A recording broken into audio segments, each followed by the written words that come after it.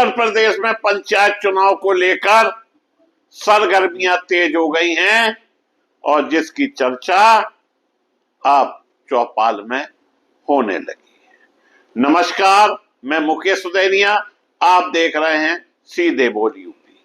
उत्तर प्रदेश की राजनीति में अब चुनावी बिगुल पूरी तरह बच चुका है। 2027 विधानसभा चुनाव से पहले जिस राजनीतिक सेमीफाइनल की चर्चा लंबे समय से हो रही थी, अब उसकी आधिकारिक शुरुआत हो चुकी है। पंचायत चुनाव को लेकर सरकार की तैयारियां तेज हैं और विधानसभा के पहले पंचायत की गर्दा उड़ सकती है। पिछड़ा वर्ग आरक्षण को लेकर आयोग सक्रिय हो चुका है। हाई कोर्ट की निगाह भी पूरे मामले पर बनी हुई है और इसी बीच ओम प्रकाश राजभर का पुराना दावा अब सच होता नजर आ रहा है। राजधानी लखनऊ में हुई कैबिनेट की बैठक के बाद राजनीतिक गलियारों में हलचल और तेज हो गई। सूत्रों के अनुसार पंचायत चुनाव को लेकर सरकार ने प्रशासनिक स्तर पर तैयारियों को आगे बढ़ाने का संकेत दे दिया। यानी अब गांव की सरकार चुनने का चुनाव सीधे सीधे विधानसभा की राजनीति से जुड़ा है। सबसे महत्वपूर्ण बात यह है कि मुख्यमंत्री योगी आदित्यनाथ ने पिछड़ा वर्ग आरक्षण को लेकर जिस आयोग का गठन किया था, अब उसकी गतिविधियां तेज हो चुकी। आयोग लगातार बैठकों का दौर चला रहा है ताकि पंचायत चुनाव में ओबीसी आरक्षण को लेकर किसी तरह का कोई कानूनी संकट पैदा ना हो। दरअसल उत्तर प्रदेश में पंचायत चुनाव सिर्फ स्थानीय निकाय का चुनाव नहीं माना जाता है। यह चुनाव गांव की सामाजिक ताकत, जाति समीकरण और राजनीतिक पकड़ का सबसे बड़ा परीक्षण होता है। इसलिए सरकार कोई भी ऐसा कदम नहीं उठाना चाहती है जिससे चुनाव के बाद कानूनी विवाद खड़ा हो जाए। यही वजह है कि पिछड़ा वर्ग आयोग की बैठकों को अब बेहद महत्वपूर्ण माना जा रहा है। आयोग यह सुनिश्चित करने में जुटा है कि आरक्षण की प्रक्रिया पूरी तरह संवैधानिक और कानूनी दायरे में हो।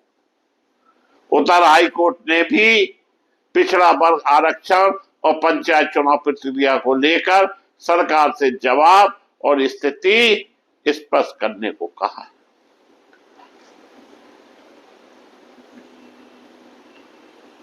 अदालत की निगरानी के कारण सरकार अब हर कदम बेहद सावधानी से उठा रही है। राजनीतिक जानकारों का कहना है कि सरकार नहीं चाहती कि चुनाव की अधिसूचना जारी होने के बाद कोई कानूनी अड़चन पूरी प्रक्रिया को रोक दे। इसलिए आयोग, प्रशासन और विधि विभाग लगातार समय में बनाकर काम कर रहा है। अब बात करते हैं उस बयान की जिसकी चर्चा अचानक तेज हो गई। कुछ समय पहले ओम प्रकाश राजभर ने दावा किया था कि पंचायत चुनाव को लेकर सरकार बड़ा फैसला लेने वाली है और जल्द राजनीतिक हलचल बढ़ेगी। तब विपक्ष ने इसे शायद सामान्य राजनीति का बयान माना था, लेकिन जब कैबिनेट स्तर पर गतिविधियां तेज हुई तो उसने राजभर की बात को सही साबित कर दिया और सही साबित होती दिखाई दे रही। राजभर लगातार पिछड़े वर्ग की राजनीति को लेकर सक्रिय रहे। उनका कहना था कि पंचायत चुनाव में ओबीसी समाज की भूमिका सबसे निर्णायक रहने वाली है और सरकार इस समीकरण को नजरअंदाज नहीं कर सकती। अब जब पिछड़ा वर्ग आयोग की बैठकों में तेजी आई, सरकार कानूनी तैयारी मजबूत कर रही है, तब राजनीतिक गलियारों में यह चर्चा तेज हो गई कि पंचायत का चुनाव पूरा गणित ओबीसी वोट बैंक के इर्द गिर्द घूमने वाला है। भारतीय जनता पार्टी इस चुनाव को 2027 विधानसभा चुनाव का आधार मानकर चल रही है। बीजेपी की रणनीति साफ, अगर पंचायत में मजबूत पकड़ बनी तो विधानसभा चुनाव में बूथ प्रबंधन से लेकर संगठन तक पूरी तरह सक्रिय हो जाएगा और एक मजबूत ताकत मिल जाएगी। यही कारण है कि सरकार विकास योजनाओं को गांव-गांव तक पहुंचाने में जुटी है। प्रधानमंत्री आवास योजना, किसान सम्मान निधि, मुफ्त राशन, सड़कें और बिजली जैसी योजनाओं को पंचायत चुनाव में बड़ा मुद्दा बनाया जाएगा। दूसरी तरफ अखिलेश यादव की समाजवादी पार्टी पंचायत चुनाव को लेकर सरकार के खिलाफ माहौल बनाने का अवसर मान रही है।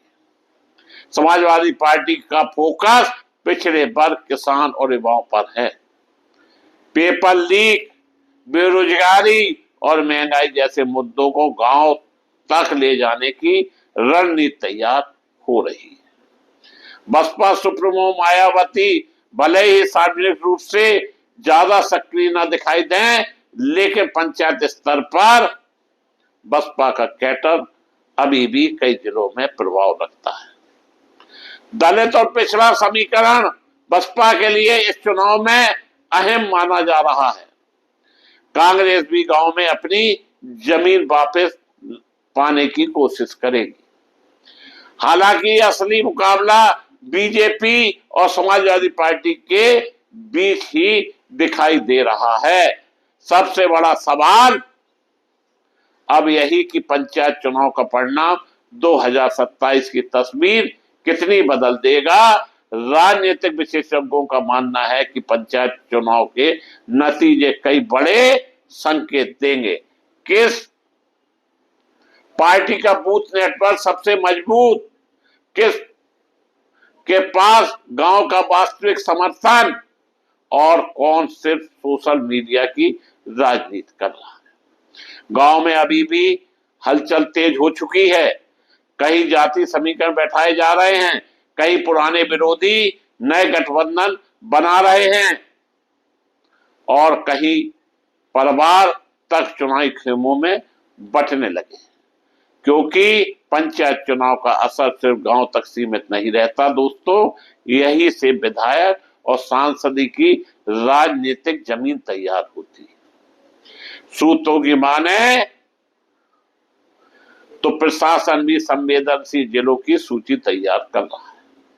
कई जगह सुरक्षा व्यवस्था मजबूत करने की तैयारी शुरू हो चुकी है।